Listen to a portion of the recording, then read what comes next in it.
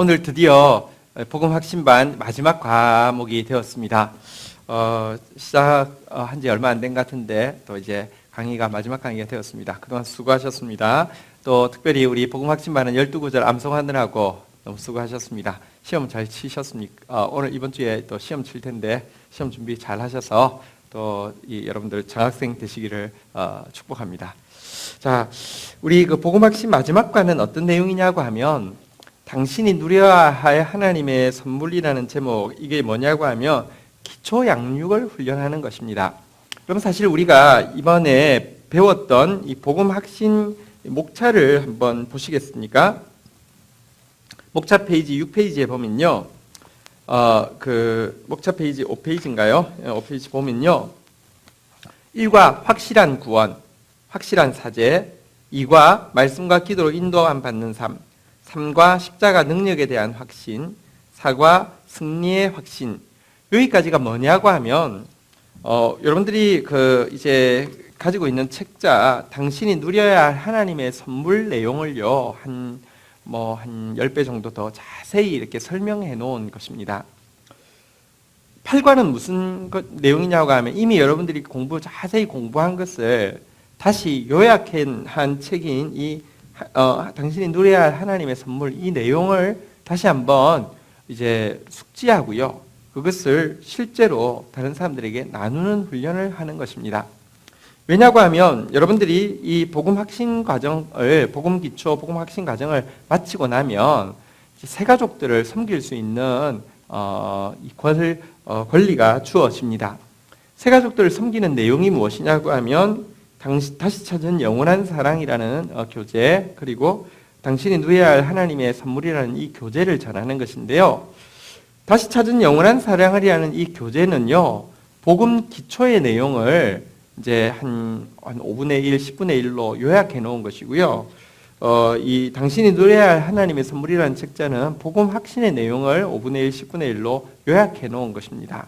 저희들이 이제 이 내용을 훨씬 더 자세히 배웠기 때문에 그걸 다시 축약해서 또 다른 사람을 가르칠 수 있을 것입니다. 그래도 1과부터 4과 내용이다 보니까 우리가 다시 한번 리마인드 시키는 의미에서 우리 강의 한번 듣고요. 그 다음에 여러분들이 이번 주에 이 강의를 가지고 모였을 때는 실습을 하게 될 것입니다. 자, 이제 강의를 시작하도록 하겠습니다. 자, 당신이 누려야 할 하나님의 선물은 세 강의로 구성되어 있습니다. 자, 첫 번째가 구원과 사죄의 확신에 대한 것입니다. 자, 첫 번째, 흔들릴 수 없는 구원의 확신 한번 보도록 하겠습니다. 흔들릴 수 없는 구원의 확신.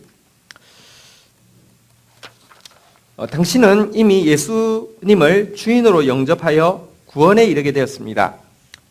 그러나 당신에게는 이런 의심이 생길지도 모릅니다. 내가 비록 구원은 받았지만 지금부터 뭔가 잘못하게 된다면 나의 구원은 다시 취소될지도 몰라. 이렇게 되면 당신의 마음은 크게 흔들리게 될 것입니다.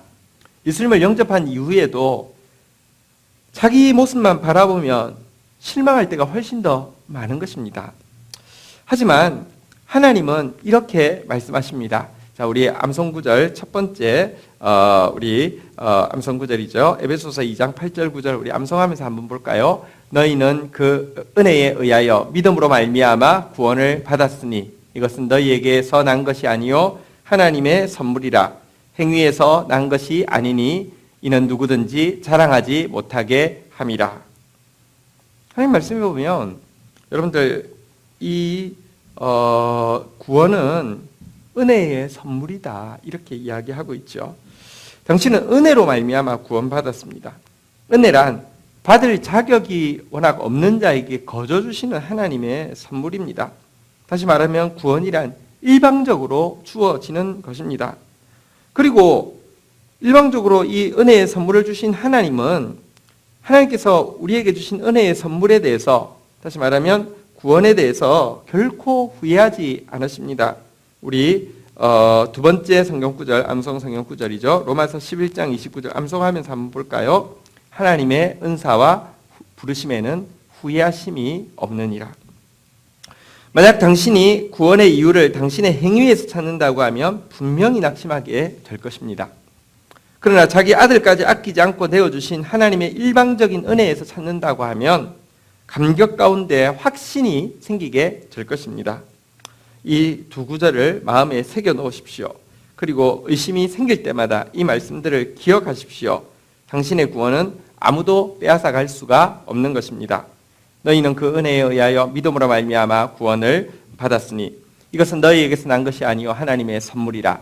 행위에서 난 것이 아니니 이는 누구든지 자랑하지 못하게 함이라. 하나님의 은사와 부르심에는 후회하심이 없느니라.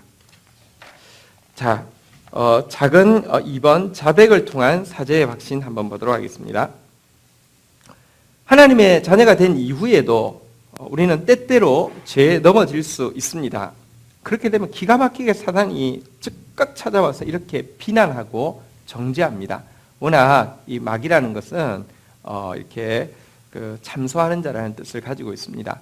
계속 비난하고 우리를 정죄합니다. 봐라, 너 또 죄지었지. 그러고도 어떻게 구원받은 하나님의 자녀라고 말할 수 있느냐라고 하면서 우리를 막 검사가 되어서 고발하고 고소합니다. 자, 먼저 우리가 알 것은 구원받은 신자라고 해서 죄를 짓지 않는 것이 아니라는 점입니다. 구원받은 신자가 죄에 이길 수 있습니다. 자, 그렇지만 구원받은 신자가 죄에 질 수도 있습니다. 분명히 구원받았는데도요, 영적으로 게을러질 때가 그렇습니다. 진리의 말씀을 의심할 때가 그렇습니다. 세상을 사랑하는 마음을 떨치지 못할 때가 그렇습니다. 이럴 때 얼마든지 넘어질 수 있습니다. 하지만 진실한 신자가 범죄한다고 하면 이 범죄는 하나님과의 친밀한 관계를 방해하기는 하지만 결코 우리의 구원은 취소시키지 못합니다. 자, 그러면 친밀한 관계가 방해받고 그냥 평생 살면 되느냐? 그렇지 않습니다. 진짜 구원이란 하나님과의 관계의 회복이기 때문에 견딜 수 없습니다. 다윗이 범죄하고 잠시 숨기었지만 숨기고 있으면 뼈가 마릅니다. 자, 그런데 이렇게 친밀한 관계가 깨어진 것에 대해서 하나님은 또한 범죄한 우리가 당신과의 친밀한 관계를 회복할 수 있는 길을 열어 놓으셨습니다. 그게 무엇이냐고 하면 자백입니다. 우리 요한일서 1장 9절 암송 9절 한번 암송해 보도록 하겠습니다. 만일 우리가 우리 죄를 자백하면 그는 미쁘시고 이로사 우리 죄를 사하시며 우리를 모든 불의에서 깨끗하게 하실 것이요. 자백하면 하나님께서 이 친밀한 관계가 깨어진 것을 다시 회복시켜 주신다고 이야기했습니다. 자백이란 무엇이냐? 하나님 앞에 나아가 자신의 죄에 대해서 정직하게 인정하는 것입니다. 우리가 범죄했습니다. 아니요, 내가 범죄했습니다입니다. 내가 실수했습니다. 아니요, 내가 범죄했습니다. 했습니다. 이렇게 정직하게 인정하는 것입니다. 그리고 그것으로부터 돌이킬 것을 분명하게 결단하는 것입니다. 내가 죄를 인정하고 나면 내가 이것을 끊겠습니다. 내가 결단하는 것은 내 몫이고요. 결단할 수 있는 힘을 주고 결단할 수 있는 능력을 주고 나를 어려운 내가 감당하지 못할 상황 가운데서 빠져나올 수 있도록 도와주시는 것은 하나님의 일입니다. 그러나 결단해야 합니다. 죄를 자백하면요, 하나님은 당신의 죄를 용서해 주실 뿐만 아니라 모든 더러움에서 당신을 깨끗하게 해주십니다. 한 번도 죄를 범하지 않은 것처럼 더 깨끗하게 우리를 해주십니다. 그래서 성경에 보면요, 자백한 죄에 대해서는 즉각적이고도 완전한 회복에 대한 약속이 넘쳐나고 있습니다. 이사야서 1장 18절 우리 한번 암송해 볼까요? 여호와께서 말씀하시되 오라 우리가 서로 변론하자. 너희 죄가 주홍 같을지라도 눈과 같이 희어질 것이요 진홍같이 붉을지라도 양털같이 희게 되리라. 주홍 같아도 진홍 같아도 상관없습니다. 눈과 같이 그리고 양털같이 희게 된다고 이야기하고 있습니다. 자, 그런데 여러분, 회개라는 단어는 단 한 번 하는 것, 이렇게 정확한 용어는 예수 그리스도를 주로 모시기 위한 회개는 단 한 번만 하면 됩니다. 그러나 일상적인 회개, 다시 말하면 자백의 회개는요, 외출한 후 집에 돌아오면 손발을 다시 씻는 것처럼 수시로 해야 되는 것입니다. 수시로 주님 앞에 나가서 죄를 정직하게 인정하고 그것으로부터 돌이킬 것을 분명하게 결단하게 되어지면 이 사제뿐 아니라 친밀함이 다시 회복되어진다. 이렇게 가르치고 있습니다. 이것이 우리가 첫째 과에서 배운 내용입니다.